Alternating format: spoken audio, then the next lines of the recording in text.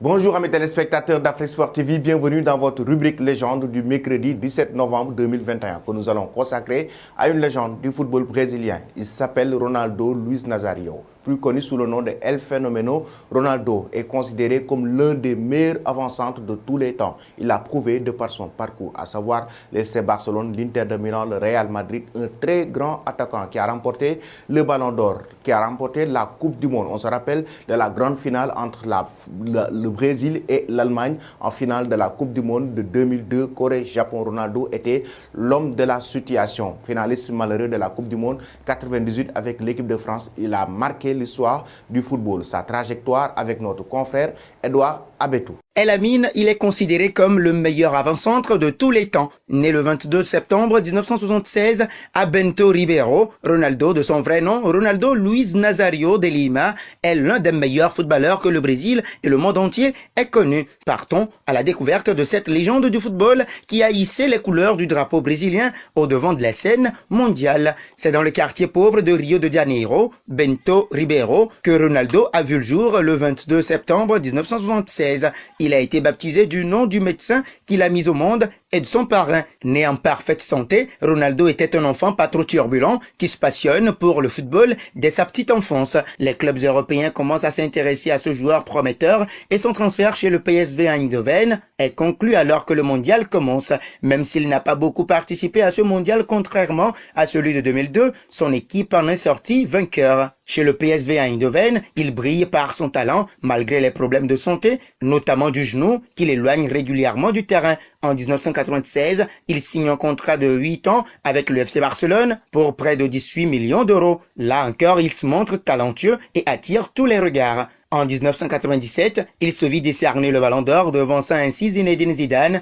et Predrag Mijatovic et devenant le plus jeune lauréat pour ce trophée et le premier Brésilien à en être couronné. Après être resté 12 mois au FC Barcelone, Ronaldo intègre l'Inter Milan. Il se retrouve une fois de plus sous les projecteurs et malgré quelques défaites qu'il a du mal à avaler, il est considéré comme l'un des meilleurs footballeurs de la planète.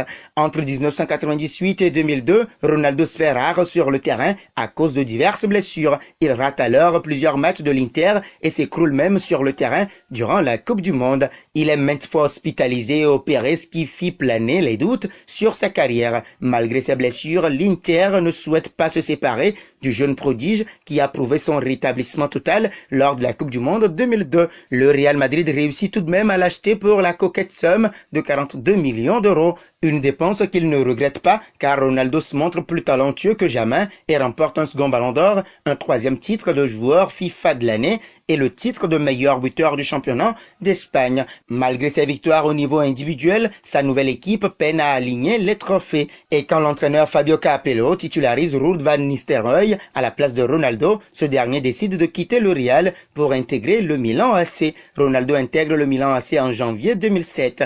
Là, il commence à retrouver sa performance, mais d'autres blessures l'empêchent de jouer. C'est alors le début d'une longue convalescence et quand son contrat au Milan AC se termine, Ronaldo se retrouve pour la première fois depuis longtemps sans club. Pendant près d'une année, c'est du côté des scandales qu'il apparaît régulièrement. En mars 2009, il intègre l'équipe des Corinthians et malgré sa réputation peu reluisante, fit gagner son équipe, ce qui lui permit de retrouver une belle notoriété. Sous ses nouvelles couleurs, Ronaldo continue de briller en remportant divers trophées. En 2010, il déclare vouloir prendre sa retraite dès 2011 quand son contrat prendra fin, mais il n'arrivera pas jusque-là puisque le 14 février 2011, il annonce à la surprise générale qu'il est désormais en retraite. Merci Edouard pour ce parcours de Ronaldo au-delà de ses capacités de buteur. C'était un très grand dribbleur, raison pour laquelle on le surnommait El Fenomeno. De par sa capacité à éliminer ses adversaires, on le sait, Ronaldo, c'était un artiste à l'état pur. En même temps, chers amis, nous allons vous raconter aujourd'hui une anecdote concernant le mariage de Ronaldo en 2004. À l'époque, il jouait au Real Madrid et il avait loué un avion pour inviter ses coéquipiers, à savoir des joueurs, des stars du Real comme Zinedine Zidane, comme David Beckham, Owen et tout, Ronaldo les avait invités dans son mariage. Nous allons suivre cela avec notre confrère Edouard Abed. Ah oui, Elamine, c'est assez surprenant. Le footballeur brésilien Ronaldo avait loué un jet privé pour permettre à ses coéquipiers du Real Madrid de l'époque de se rendre à son mariage avec le mannequin brésilien Daniela Sicarelli, près de Paris. Le célèbre avant-centre de la Seleção, enfant des favelas de Rio de Janeiro, a invité 250 personnes à ses secondes noces qui ont eu lieu le jour de la Saint-Valentin dans le cadre somptueux du château de Chantilly et de son parc de 8500 hectares à 35 km au nord de Paris. Le septuple champion du monde de Formule 1 Michael Schumacher, le pilote espagnol de F1 Fernando Alonso et l'attaquant brésilien du FC Barcelone Ronaldinho figurait également sur la liste des invités. L'attaquant avait payé de sa poche un avion privé pour les 17 joueurs du Real qui ont confirmé leur présence et le président du prestigieux club espagnol, Florentino Pérez, était aussi de la noce, selon le journal Marca. La crème des Galactiques de l'époque, David Beckham, Zinedine Zidane, Raúl, Roberto Carlos, Michael Owen étaient de la partie à Chantilly, ancienne propriété des ducs de Condé, une des plus illustres familles de la noblesse française. Le mariage devait être célébré civilement, le couple ne pouvant s'unir religieusement à l'époque, car l'annulation du premier mariage de Ronaldo avec la joueuse brésilienne de football Mylène Dominguez n'a pas encore été prononcée. Mais ce qui est sûr, c'était une grande fête que l'ancien joueur du Real Madrid avait organisée pour célébrer son union avec Daniela Sicarelli. Ainsi présenté Elamine, le long parcours de s'il vous plaît R9.